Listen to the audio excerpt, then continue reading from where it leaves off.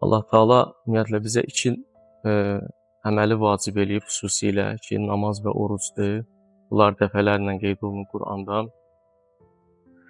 Ayədə buyurur ki, Kutibə aleykumus-siyam və digər bir ayədə ki, namaz barəsində buyurulub, İnnəs-salətə kənət aləl-mü'mininə kitəbən məvquta.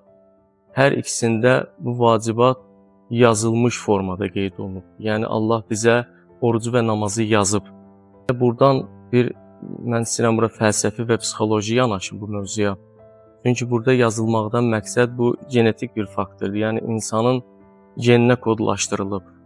Çünki insanda bəzi genetik xüsusiyyətlər var, kriteriyalar var. Onlardan biri fədakarlıq hissidir, digəri pərəstiş etmə hissidir ki, bunlar insanda təbiətinin ehtiyacıdır.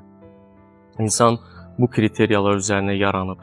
Yəni xilqətində bunlar var və ona görə də bu dəyərləri qoruyub saxlamaq üçün Allah Taala bəzi ritualları bizə vacib eləyib ki, bu da fitrətdən doğmuş bir amillərdir, yəni ehtiyaclardır.